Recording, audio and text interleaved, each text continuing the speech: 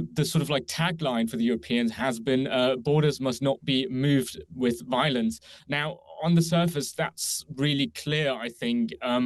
Because, obviously there is now the fear that Putin and Trump might discuss swapping territories and making concessions on territory to Russia. But, that label leaves, I think, a lot of space, obviously, for some kind of deal on that matter. Not least Mark Rutte, the NATO General Secretary, has hinted that might be possible because, borders might not be moved by force, but perhaps by negotiations. Keir Starmer is holding a call with European leaders and Donald Trump to discuss the war in Ukraine ahead of the US president's Alaskan summit with Vladimir Putin on Friday. President Zelensky, who is also joining the virtual meeting today, has arrived on a surprise trip to Berlin. He said pressure must be exerted on Russia for the sake of a fair peace. Let's get the latest from Nick Alipour, writer for The Times based in Berlin. Hello, Nick. Hi. Thanks for being with us. So this meeting, or series of meetings, was called by the German Chancellor Friedrich Merz. What can you tell us about them? Well, it's basically Europe's attempt to secure a seat at the table without actually having a seat at the table tomorrow at the meeting between Donald Trump and Vladimir Putin in Alaska. The nightmare scenario, obviously, for Europe is that Putin will manage to seduce Trump again to come down on Russia's side more than he has in the past. Mind you, it's been really difficult, hard, incremental work for European leaders to actually get Trump to take a tougher line on Russia over this war. Lots of lobbying, rounds of golf with the Finnish president. And there's obviously the fear that this direct meeting may crush that progress. And so they've invited basically Trump and his vice president for this virtual workshop. I believe the call will start around 3 p.m. with the American representatives. And, they will really try and lobby for America to make the right calls on that meeting. Do you think the European message is clear and sort of coherent and cohesive, or will it just be seen by the Americans as just a load of whining? I believe that the sort of like tagline for the Europeans has been borders must not be moved with violence. Now, on the surface, that's really clear, I think, because, obviously there is now the fear that Putin and Trump might discuss swapping territories and making concessions on territory to Russia. But, that label leaves, I think, a lot of space, obviously, for some kind of deal on that matter. Not least Mark Rutte, the NATO General Secretary, has hinted that might be possible because, borders might not be moved by force, but perhaps by negotiations. Yeah, well, as you say, I mean, that statement, international borders must not be changed by force, that's been signed by all EU leaders except for Viktor Orban in Hungary. I mean, that does seem to be sort of, as you say, slightly below the level of what's being quite said out loud. Some kind of acceptance that it looks like a peace is going to involve Russia keeping some of the land it has occupied, right?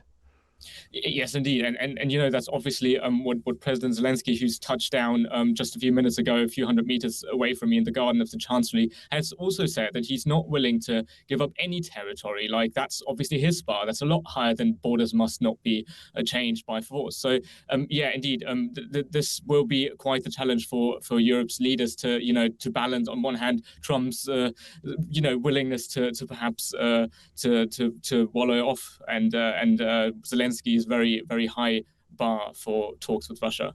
Look, as I said, Nick, that statement's been signed by all EU leaders except for the Hungarians. But there are also some southern European nations, like Spain, for example, who are known to be less keen on continuing support for Ukraine. What do the Germans think about the efforts of the southern Europeans?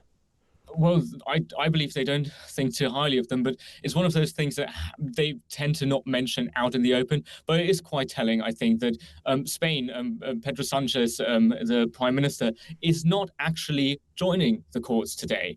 At least not the important ones, the very first ones, and the one with Trump. While, for example, Giorgia Meloni will be there, who's sort of proven herself an ally, and that's something that German leaders have respectively praised about her for a long time, and sort of like been notoriously quiet about Spain and other southern European countries. So there is some, I think, disgruntlement about the fact that Spain, at least I think they are, the third or fourth largest economy in the EU, is really creeping out of the picture on Ukraine. Yeah, look, thank you very much indeed. That is Nick Alipour there. He's a writer for The Times based in Berlin, talking to us about this call with European leaders and Donald Trump ahead of the president's summit with Vladimir Putin in Alaska.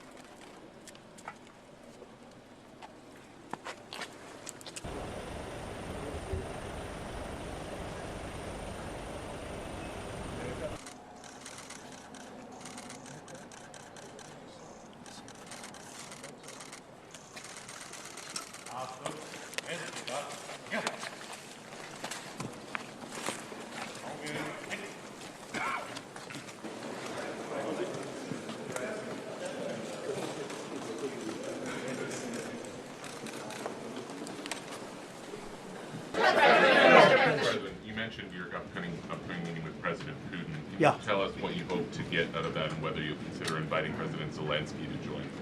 So you have to understand, this is a war that should have never happened.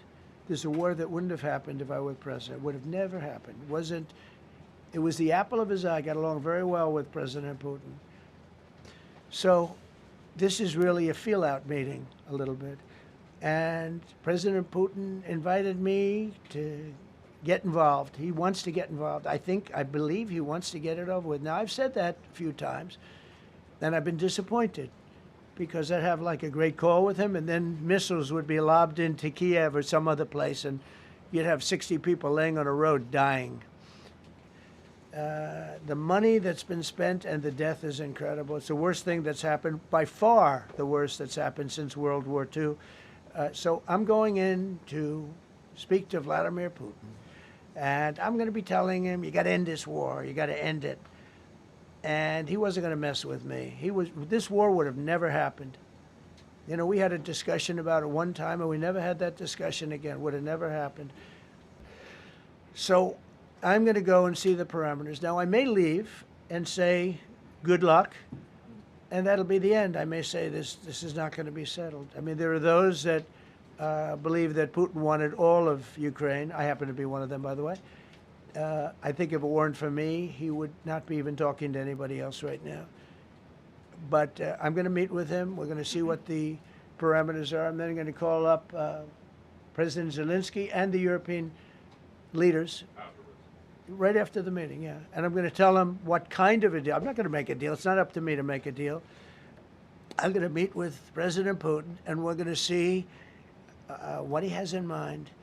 And if it's a fair deal, I'll reveal it to the European Union leaders and to the NATO leaders and also to President Zelensky. I think out of respect, I'll call him first. And then I'll call them after. And I may say, lots of luck, keep fighting. Or I may say we can make a deal. Well, we're going to have a meeting with Vladimir Putin. And at the end of that meeting, probably in the first 2 minutes, I'll know exactly whether or not a deal can be made. How will you know that? Because that's what I do. I make deals.